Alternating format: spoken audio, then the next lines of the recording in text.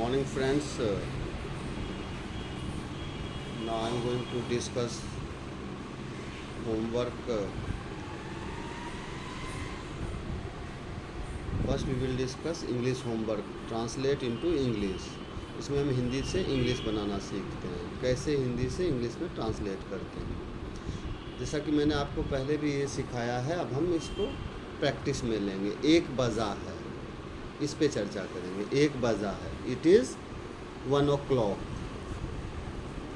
It is बजा है कितना, एक, तो 1 o'clock ये हम कर चुके हैं। 7 बजा है, इट इज़ 7 o'clock। इसको सीधा हम लिखेंगे 7। उसके बाद क्या है, 3:45 हुआ है। तो मैंने आपको जैसे बताया है पहले भी, पौने का मतलब होता है 15 to, यानी 15 मिनट शेष हैं। तो इट इज़ बजा है कितना, 4। पौने का मैंने बताया था 1 क्वार्टर, अ क्वार्टर टू कितना, 4, अ क्वार्टर टू 4। इसको आप पिछली वीडियो को देखेंगे तो उसमें एकदम क्लियर इस पर मैंने बातचीत किया हुआ है। 11:30 हुआ है। साढ़े का मतलब होता है हाफ। चूँकि ये ज़्यादा है, 11 से ज़्यादा हो चुका है, तो इसमें हम लिखेंगे हाफ पास्ट कितना, 11। Half past 11। फिर 11:15 बजा था, तो इट वाज बजा था कितना, पौने, मतलब अ क्वार्टर टू 11। इस तरह से हम ये पहले कर चुके हैं। केवल इसको हम प्रैक्टिस करते रहेंगे तो ये हमारे रूटीन में आ जाएगा। फिर हमें इसमें गलती नहीं करेंगे, हम भूलेंगे नहीं इसको। लेकिन इसको प्रैक्टिस ज़रूर करना है। अगर आपको किसी तरह की समस्या आती है तो आप पिछली वीडियो को रेफ़र कर लें और कमेंट में ज़रूर लिखें। मैं आपको इस पर फिर चर्चा करूँगा। हिंदी के होमवर्क में हम संधि पर काम कर रहे हैं। जैसे पिछले वीडियो में हमने संधि विच्छेद किया था संसार का, इसमें हम संधि करेंगे। सम प्लस सार क्या बनता है, संसार। सम प्लस धी क्या बनता है, संधि। सम प्लस वाद क्या बनता है, संवाद। हिम प्लस आलय क्या बनता है, हिमालय। विद्या प्लस आलय क्या बनता है, विद्यालय। ये आपने पहले कर रखा है, ये वही सेम वर्ड है, केवल उसमें हमने संधि विच्छेद किया था और इसमें हम संधि कर रहे हैं। पर्यायवाची शब्द, पर्यायवाची शब्द भी हम कर चुके हैं। ये रिवीजन है। घर का गृह, वास, आलय, निवास, आवास। पुत्र का बेटा, पूत, लड़का। पुत्री का बेटी, लड़की। गणेश का लंबोदर। साथ में हम लिखना भी सीखेंगे कि आखिर लंबोदर लिखते कैसे हैं। लंबोदर, गजानन, गजवदन, एकदंत, ये सब गणेश के होते हैं। आज हम मैथ सेक्शन में सिंप्लीफिकेशन में दशमलव सीखेंगे कि दशमलव को कैसे डील करेंगे। दशमलव को हम कैसे पढ़ते हैं, 4.8 यानी 4.8 प्लस 1.5 माइनस 3.6 माइनस 2.4 प्लस 2.5।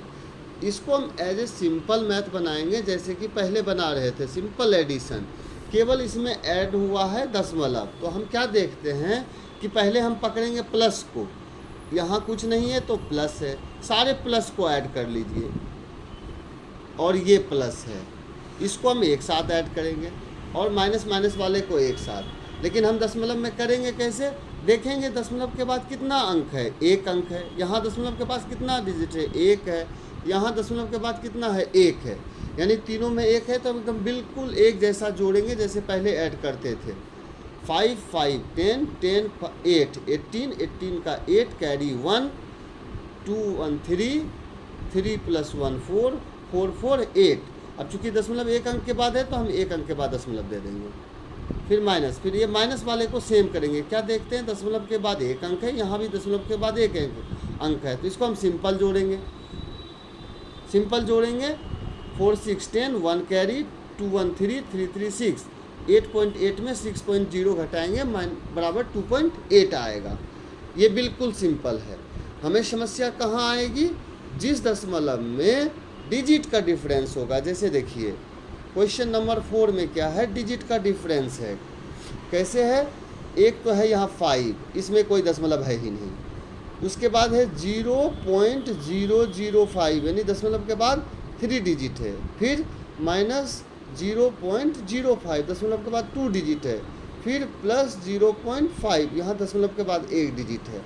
इसमें कन्फ्यूजन हो सकता है, तो इसको हम क्या करेंगे, एक बेसिक मेथड जो होता है जिसमें आप कभी भी गलती नहीं करेंगे। क्या करना है कि आप देखिए कि सबसे ज़्यादा दशमलव के बाद किस में डिजिट है, तो इसमें हम देखते हैं कि दशमलव के बाद 3 डिजिट है, तो हम सबको 3 डिजिट बना लेंगे दशमलव के बाद। अब जैसे देखिए 5 है, 5 के बाद दशमलव है नहीं, तो हम अपने मन से दशमलव लगा देंगे, और 3 डिजिट करना है तो 3 जीरो लगा देंगे। इससे 5 के वैल्यू में कोई परिवर्तन नहीं होगा, बस ये लिखने का एक खास तरीका है। इसमें पहले से 3 डिजिट है, इसमें 2 डिजिट है, इसमें तो हम 3 करेंगे, एक जीरो बढ़ा दिए। राइट साइड में जीरो बढ़ाने से आपका वैल्यू दशमलव में नहीं बढ़ता है। यहाँ 0.5 है, इसको भी 3 करेंगे, चूँकि एक ही डिजिट है तो हमने 2 जीरो और लगा दिया। अब सब में दशमलव के बाद 3 डिजिट हो गए। अब इसको हम फिर नॉर्मल एडिशन एंड सब्ट्रैक्शन पर चलेंगे। ये प्लस है, ये प्लस है, ये दोनों को हम नॉर्मल ऐड करेंगे तो 5.500 आएगा। फिर दोनों माइनस माइनस वाले को हम ऐड करेंगे और दशमलव 3 डिजिट के बाद आएगा। अब इसमें हम नॉर्मल जैसे सब्ट्रैक्शन करते वैसे कर लेंगे। अब हम क्या देखते हैं, एक मल्टीप्लिकेशन देखते हैं कि दशमलव का मल्टीप्लिकेशन कैसे होता है। जैसे क्वेश्चन नंबर 3 में 0.2 प्लस 2.3 माइनस 0.4 इंटू 1.5। अब हम क्या करेंगे, आपको बताया गया है कि बॉड मास में मल्टीप्लिकेशन पहले होता है प्लस और माइनस से, तो हम क्या करेंगे, मल्टीप्लिकेशन को पहले करेंगे। इस समय हम दशमलव को भूल जाएंगे। 4 और 15 रीड करेंगे इसको। 4 और 15 को जब हम मल्टीप्लाई करेंगे तो हमें रिजल्ट देगा 60। जब ये रिजल्ट 60 दिया, अब क्या दशमलव का, तो हम गिनेंगे कि दशमलव मल्टीप्लिकेशन में कैसे गिनेंगे कि दशमलव के बाद कितना डिजिट है, 1, और यहाँ दशमलव के बाद कितना डिजिट है, 1, तो 1 और 1 को ऐड करके हो गया 2। जो रिजल्ट आया है, रिजल्ट में हम क्या देखेंगे कि जो 2 डिजिट के बाद दशमलव लगाना है हमें, हम गिनेंगे राइट साइड से 1 2 डिजिट हो गया। अब यहाँ हम दशमलव पुट कर देंगे। चूँकि ये दशमलव गुम ना हो जाए, बहुत पतला बहुत छोटा एक बिंदु ही होता है, तो इसको ध्यान में रखने के लिए हम 0 लगा देते हैं आगे, ताकि हम ये दशमलव को नोटिस कर पाए 0.60। अब इस दोनों को हम नॉर्मल ऐड करेंगे, उसमें फिर 0.60 को सब्ट्रैक्ट करेंगे और ये हमें रिजल्ट देगा। इस तरह से हम दशमलव को डील करते हैं। अगर आपको इसमें समस्या आती है तो हम इस पर कल भी चर्चा करेंगे। अभी हम 1-2 दिन दशमलव पे प्रैक्टिस करेंगे ताकि हमें इस पर कमांड हो जाए। अब हम आते हैं जीके सेक्शन पे। जीके पे हमने अभी तक state capital, state chief minister किया है। अब हम आते हैं कंट्री कैपिटल पे। पहली कंट्री है इंडिया, इंडिया का कैपिटल न्यू दिल्ली। दूसरा पाकिस्तान, पाकिस्तान का इस्लामाबाद। बांग्लादेश, बांग्लादेश की कैपिटल ढाका। श्रीलंका, श्रीलंका का कोलंबो। नेपाल, नेपाल का काठमांडू। ये वो सब कंट्री है जो अपने इंडिया के चारों तरफ इर्द गिर्द है। हम पहले अपने पड़ोस की सारी कंट्रियों का कैपिटल जानेंगे, फिर इस पे इसकी करेंसी जानेंगे जो हमारे डेली दिनचर्या में यूज होती है।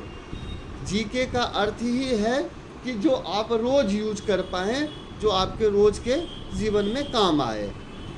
स्टेट का हम कुछ रिवीजन करेंगे।